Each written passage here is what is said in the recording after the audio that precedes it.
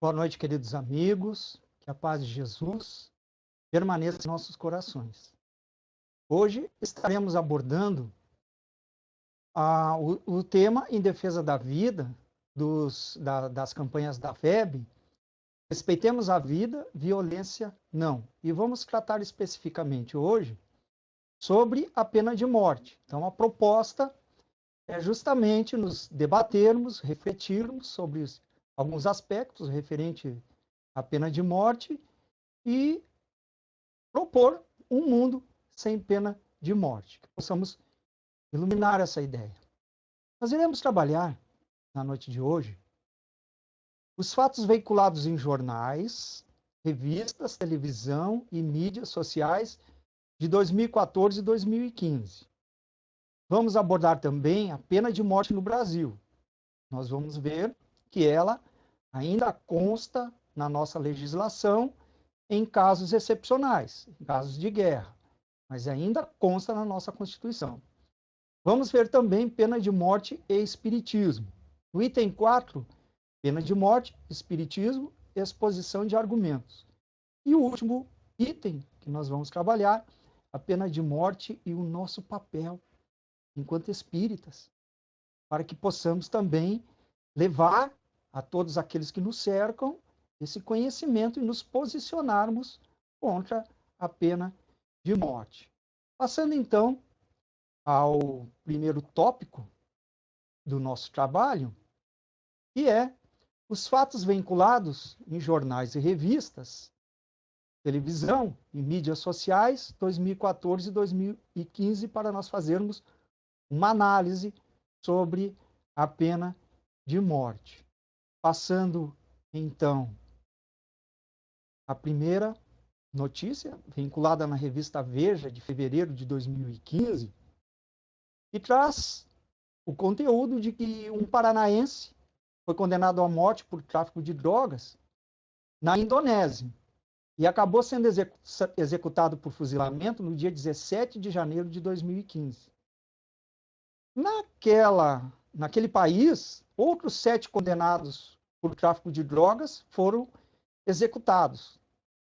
E esse rapaz, ele foi preso em 2004 ao tentar ingressar na Indonésia com 6 quilos de cocaína escondidos em pranchas de surf.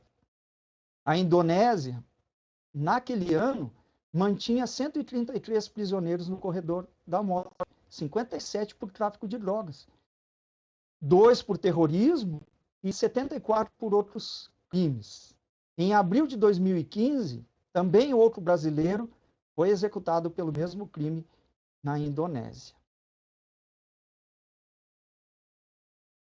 Agora, na Folha de São Paulo, do dia 17 de abril de 2014, traz a notícia de um iraniano que seria enforcado por ter assassinado em 2007 um rapaz. Ele, então, foi condenado à pena de morte e acabou recebendo clemência. Quando o familiar, que isso está dentro do conjunto das leis islâmicas, que se chama Sharia, a família, no caso, a família da vítima, ela tem o direito de chutar a cadeira para que o condenado, que é executado pela forca, seja cumprida a sua sentença, ou o poder de clemência, o que não anula, no caso, a prisão perpétua. E foi o que aconteceu. A mãe da vítima se aproximou no momento da execução da sentença, deu-lhe um tapa no rosto, concedendo a ele, então, com esse gesto, a clemência, mas não a liberdade. Né? A clemência não anula a condenação. E tudo isso ocorreu porque tanto o pai como a mãe da vítima relataram que sonharam com o filho, dizendo que foi uma discussão banal, que não havia intenção e que ele havia perdoado seu agressor e pedia aos pais que perdoassem também. Então, por isso, eles tomaram essa decisão. Agora, nós vamos ver alguns fatos que aconteceram no Brasil, aqui no Rio Grande do Sul. Também muito vinculado em notícias de 2014 e 2015. Foi um garoto assassinado no interior do Rio Grande do Sul. Nós gostaríamos de trazer aqui, não exatamente notícias do ocorrido, que nós ficamos sabendo à época, mas sim postagens nas mídias sociais. Aqui vamos trazer do Facebook. O que nós gostaríamos de chamar a atenção com isto é que, muitas vezes, um vizinho nosso, um colega de trabalho, um familiar, alguém, às vezes, até na própria casa espírita, iniciando os estudos, ainda não tendo aprofundado muito esses conceitos, poderia ser um desses que tem esse pensamento. Às vezes não diz abertamente, mas oculto nas mídias sociais, por vezes coloca ali o seu pensamento, o seu real modo de ver as coisas. Então, apenas 3 comentários, mas a época tinha muito mais. Primeiro deles, deveriam ir todos para a cadeira elétrica. Segundo comentário, cadeira elétrica é suave. Eles têm que ser fuzilados sem vendas nos olhos para que vejam a própria morte. Um outro comentário, mofar na cadeia é pouco.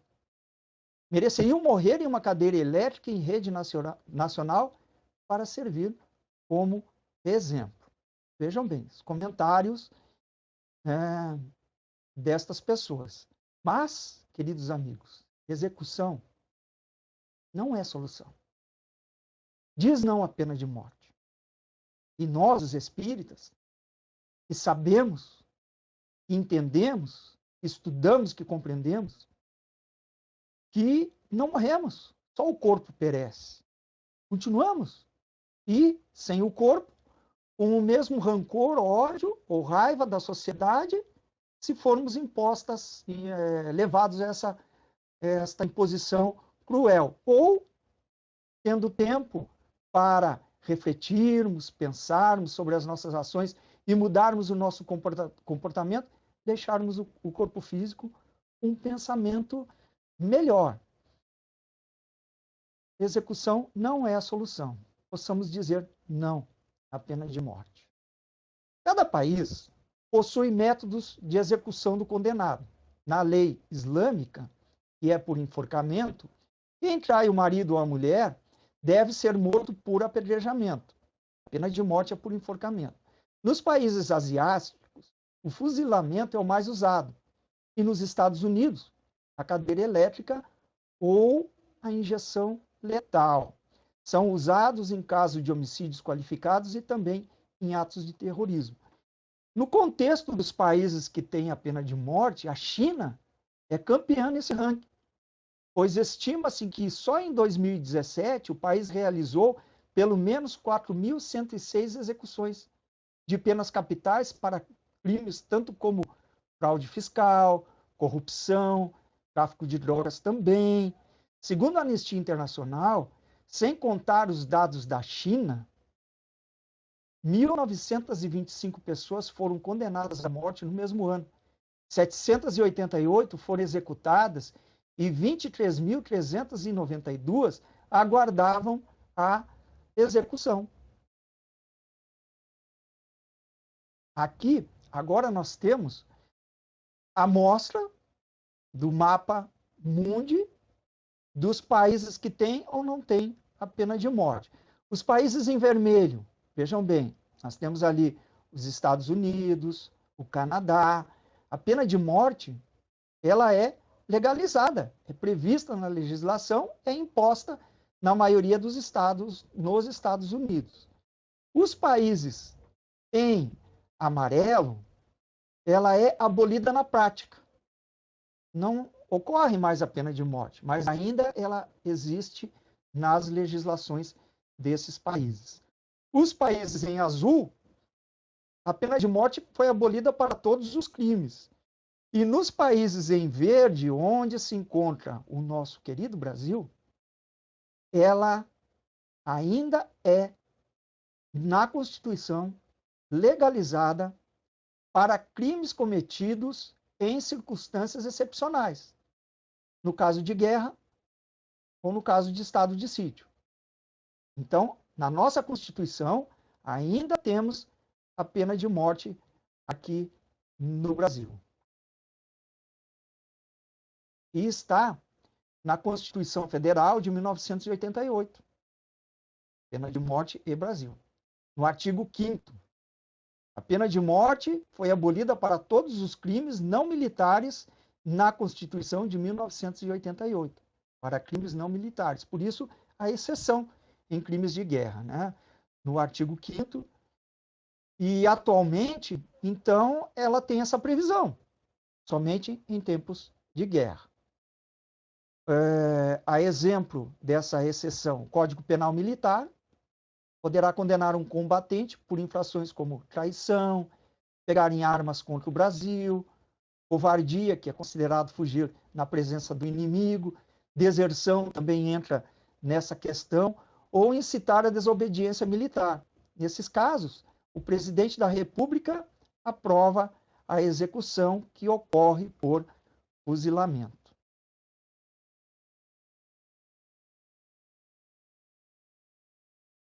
O Brasil é o único país da língua portuguesa que prevê a pena de morte na Constituição. Mas, apesar dessa exceção, ele é membro do protocolo da Convenção Americana de Direitos Humanos. Então, já é um passo, né, para, no futuro, definitivamente tirarmos da nossa legislação, dos nossos estatutos, a pena de morte, mesmo nessas circunstâncias excepcionais. Agora, nós vamos ver o último indivíduo que, segundo a história, foi executado no Brasil. Entrou para a história como o último indivíduo a ser executado pela pena de morte no Brasil. Foi Manuel da Mota Coqueiro, acusado de mandar matar Francisco da Silva e a sua família. Só que, após a sua execução, que se deu em 6 de março de 1885, por enforcamento, houve provas contundentes e irrefutáveis da sua inocência. Esse fato, então, sensibilizou o então imperador Dom Pedro II, que passou, a partir desse fato, a converter sentenças de morte em prisão perpétua. E tal foi os fatos que geraram isso, e acabou, então, no próximo ano, em 1886, abolindo a pena de morte definitivamente.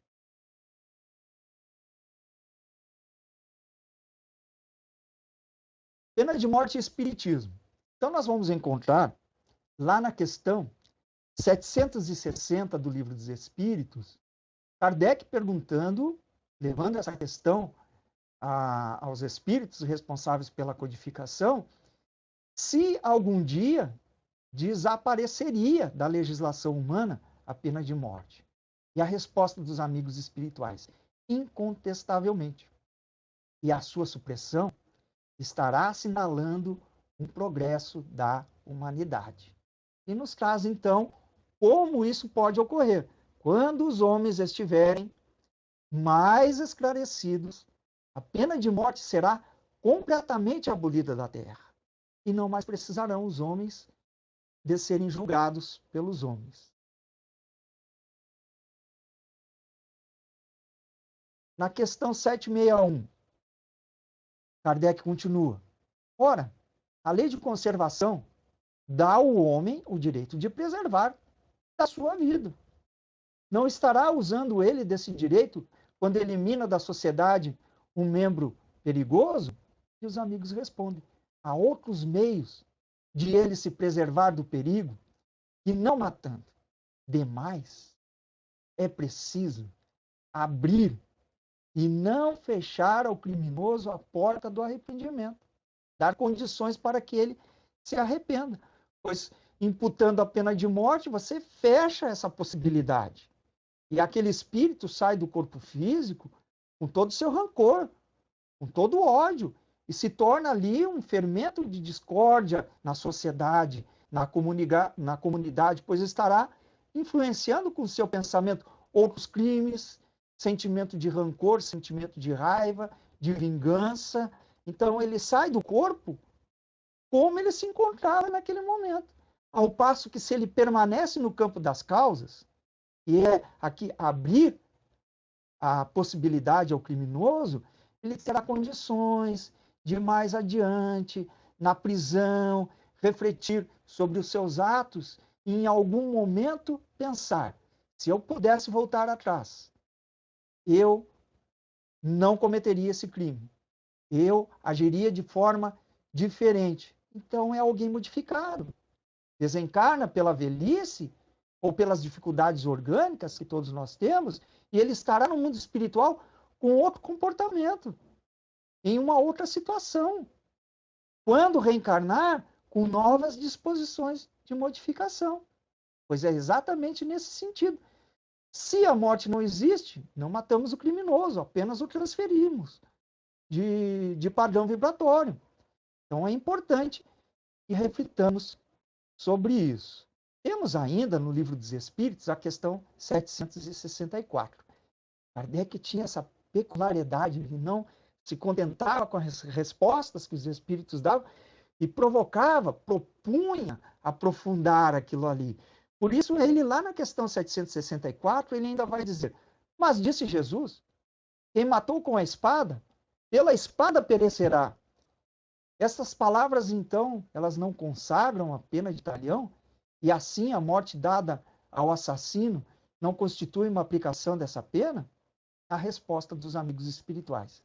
Aquele que foi causa do sofrimento para seus semelhantes, virá a achar-se numa condição em que sofrerá o que tenha feito sofrer. Este é o sentido das palavras de Jesus.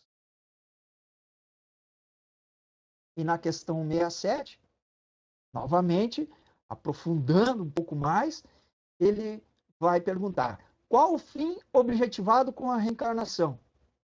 Expiação, melhoramento progressivo da humanidade. Sem isso, onde a justiça? A desencarnação provoca sofrimentos morais. Sendo assim, o arrependimento é muito mais intenso na espiritualidade.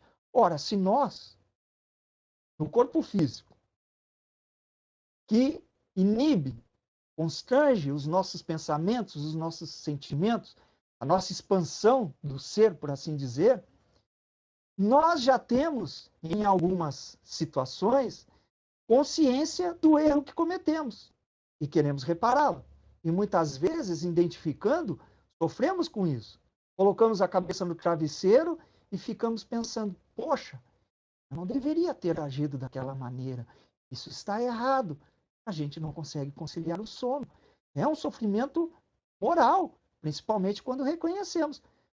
Sem o corpo físico, quando então é mais expansivo esses sentimentos, o sofrimento é muito maior.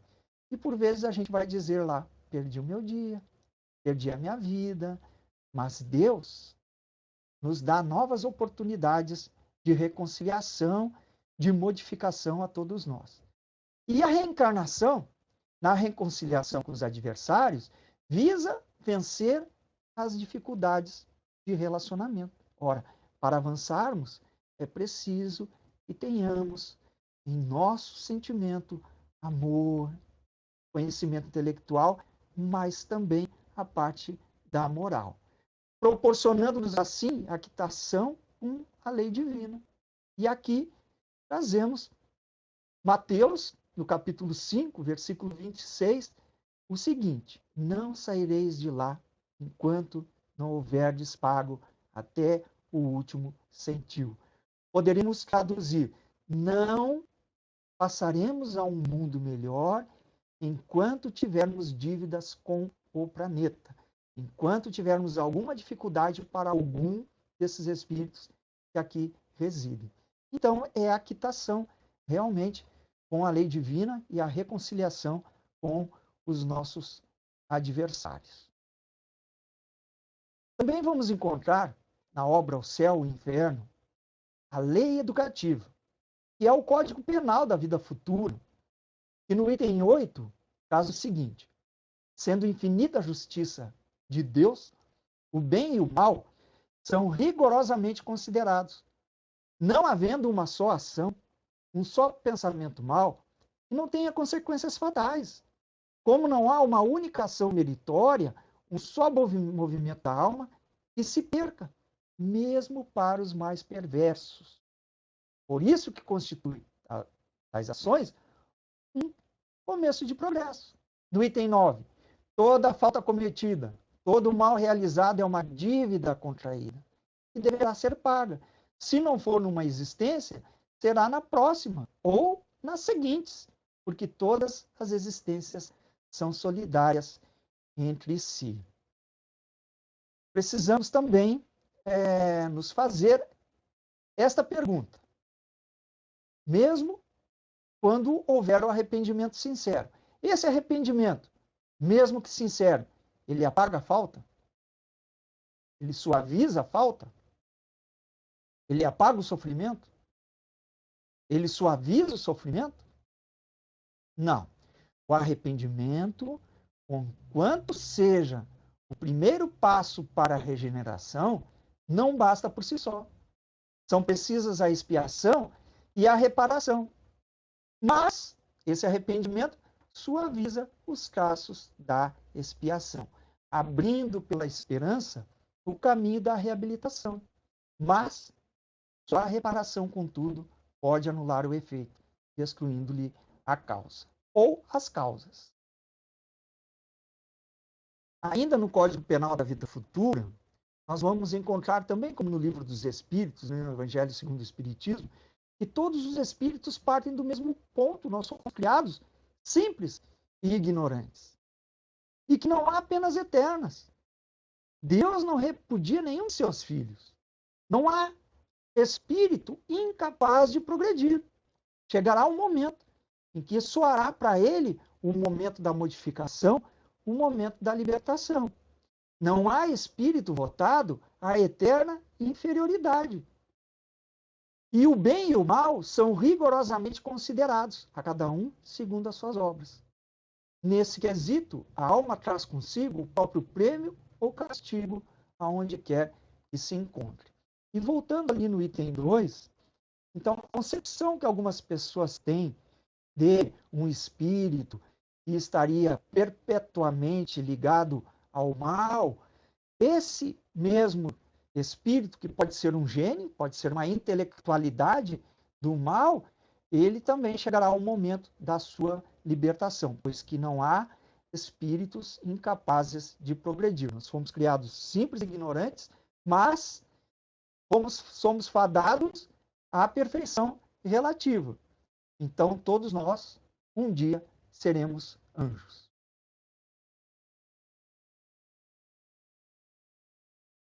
Aqui, nessa obra, há algo desconhecido dos espíritas, mas é de Cornélio Pires, com desenhos de José Roberto e Wallace Leal Rodrigues, se chama Coisas deste Mundo.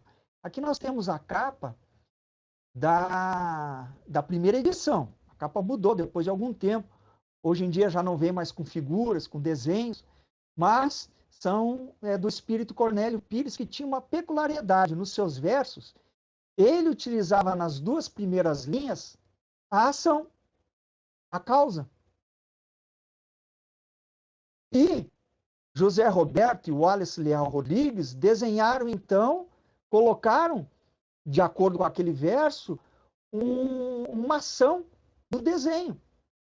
E nas duas linhas subsequentes dessas trovas de Cornélio Pires, ele traz a reação. Então, aqui no nosso primeiro gráfico, ali nós temos uma menina, uma espécie de balde, largando uma cobra nos pés de um homem dormindo. E ela diz, e quando ele acordar, já será tarde. E o verso de Cornélio Pires, Cecília usou de serpente e liquidou com José. Agora nós vemos ali a continuidade do verso, que é a reação, a consequência, e vai dizer, agora morreu menina, de um simples bicho de pé. E nós vemos no desenho um cortejo fúnebre, um caixão de criança, e alguém comentando, tinha apenas 6 anos. Mas foi escolha do espírito. A consequência, a reação. Porque muitas vezes nos enternecemos com a morte de uma criança e nos esquecemos que a criança é no corpo. O espírito pode ser muito mais antigo do que nós, ter muito mais experiências do que nós. E muitas vezes o que parece uma tragédia é a libertação desse espírito perante a sua própria consciência. Pois que não existe mais a Deus. É um até breve, logo ali nos encontramos e recomeçaremos e nos reencontraremos. Agora, nós vamos trazer, para ajudar ainda nessa nossa análise, pena de morte e espiritismo, agora de uma obra mais conhecida de nós os espíritas, Missionários da Luz, que é de André Luiz. E que o instrutor de André Luiz, nesta obra, estava analisando um projeto de reencarnação e chama a atenção de André Luiz, perguntando para ele, não observa, André, certos pontos escuros, desde o colo descendente à alça sigmoide? Isso indica que ele sofrerá uma úlcera de importância nessa região logo que chegue à maioridade física. Vejam só a solicitude de Deus, as oportunidades que ele nos dá, pois que esse espírito, tudo isso que estava sendo programado era escolha dele, pois que ele havia, em torno de 100 anos, assassinado um homem a facadas, só que se arrependeu. Se arrependeu e tentou modificar o seu comportamento. Quando deixou o corpo físico, por sua vez, tentou ajudar aquele outro que ainda trazia sentimentos de ódio e de rancor pela ocorrência. Ele trabalhou pela modificação. Então, ele estava participando daquele momento, pediu por essa ocorrência. E vejam bem, maioridade física ali que nos chama a atenção. Ele não viria com esta problemática desde a infância. Não, ele iria desenvolver lá na idade adulta. E era, nós vamos encontrar na obra, é justamente um câncer de próstata. Continuando o escritor de André Luiz, ao voltar, não precisará desencarnar em espetáculo sangrento. Ou seja, não precisará ser, por sua vez, esfaqueado, pois ele modificou o seu comportamento. Mas onde estiver, durante os tempos de cura, carregará a própria ferida, conquistando dia a dia a própria e necessária renovação. Experimentará desgosto, sim, em virtude do sofrimento físico, da dor, né, que é pertinaz, mas se conseguir se manter fiel aos compromissos assumidos, atingirá mais tarde a plena libertação. O resgate final, né? Enfim, o resgate com a própria consciência. Então, ali nesse gráfico, nós temos ali no quadradinho verde a vida de relação na Terra, a morte do corpo físico, a volta ao mundo espiritual. E novamente encontramos Mateus nos trazendo aquela frase, que daí não saireis enquanto não houver pago até o último centil. Ainda temos resgate para com o planeta, ainda temos sentimentos negativos a serem corrigidos, ainda há algo para aprender, ainda temos inimigos? Sim. Reencarnação, vida de relação na Terra, e é um ciclo de aprendizado. Só sairemos desse ciclo para mundos melhores quando não tivermos mais nenhum débito para com o planeta.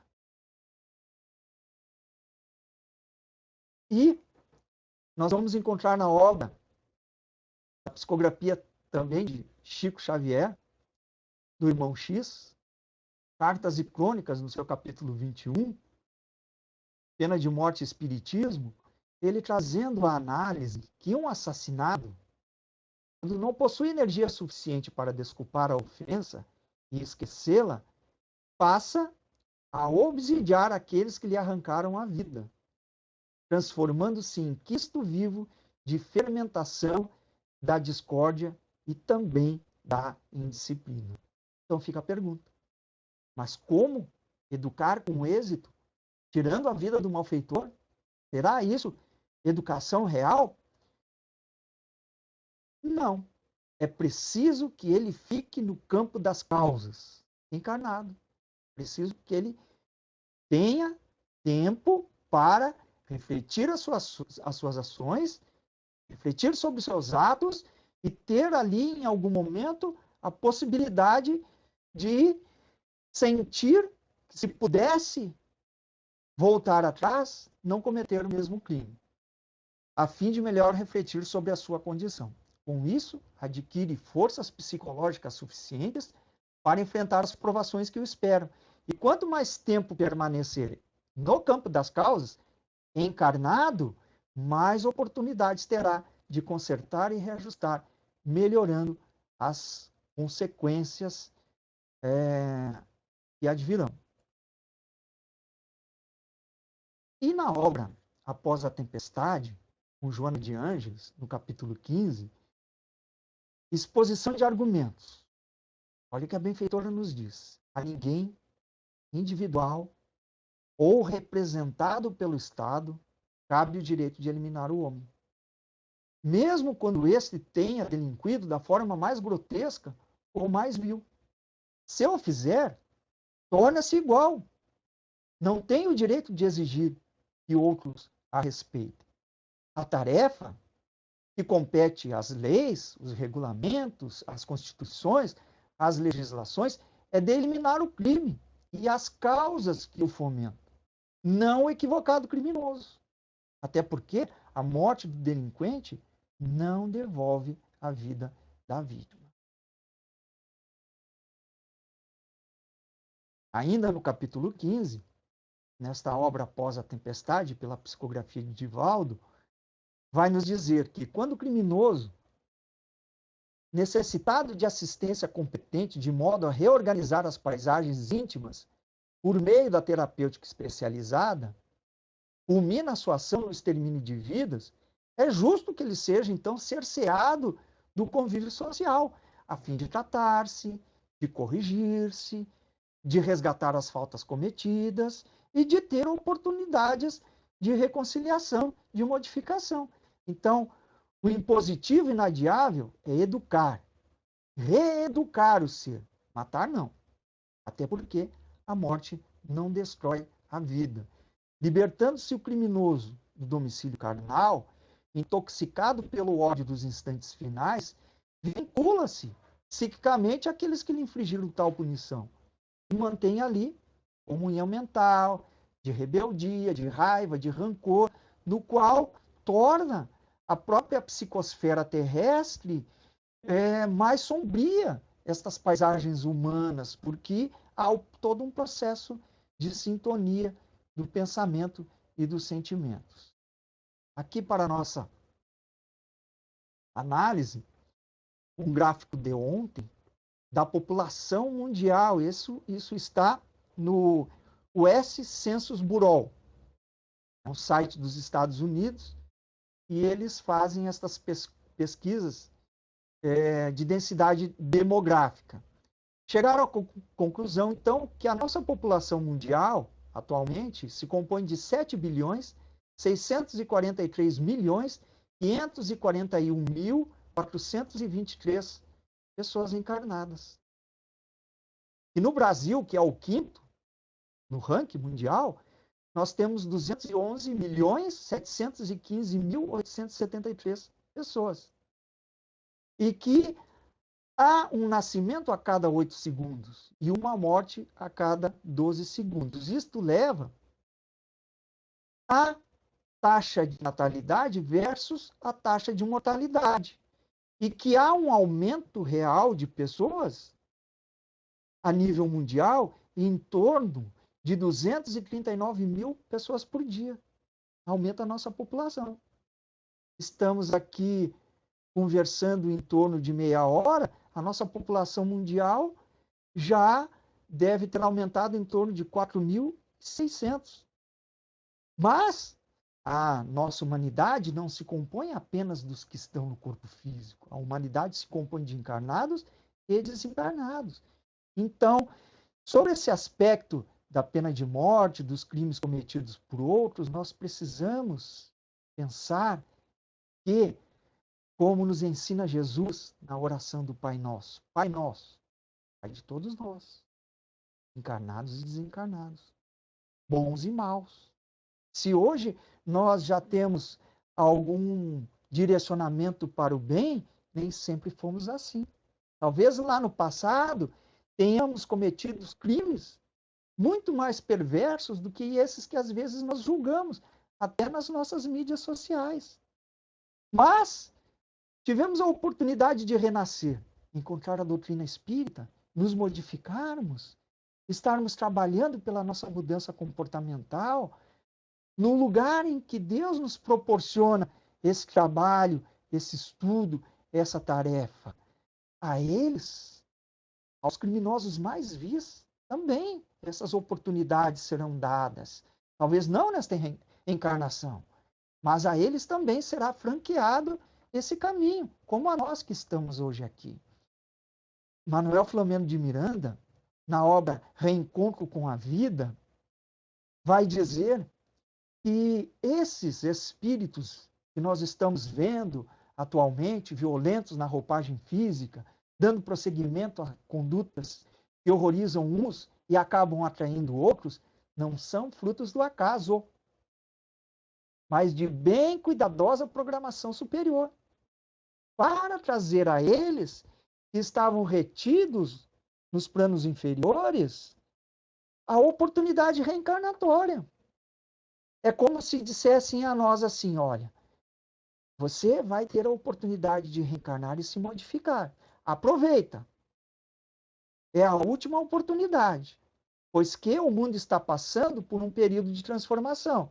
Vai se tornar o planeta Terra um mundo de regeneração. Se você permanecer no seu comportamento atual, terá que ir para um outro mundo, pois que este mundo está ascendendo e só poderão permanecer eles, conforme a promessa de Jesus, bem-aventurados os mansos e pacíficos, porque herdarão a terra. É isso que está acontecendo. Então, é necessário a pacificação, a mansidão e todas essas virtudes que Jesus nos ensinava. Mas a eles está sendo dada a oportunidade de alavancar o seu progresso.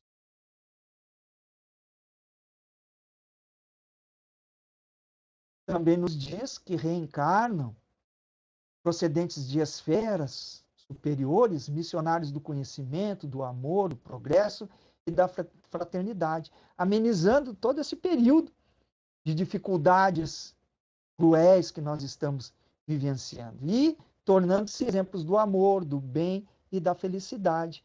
E aqueles outros precisam vivenciar no mundo terrestre essa oportunidade mediante a reencarnação, pois que, do contrário, imantados magneticamente, psiquicamente, como se encontram, estão atrasando o próprio desenvolvimento geral em razão das altas cargas mentais negativas e fluídicas sobre os habitantes desprevenidos e desequipados de recursos defensivos.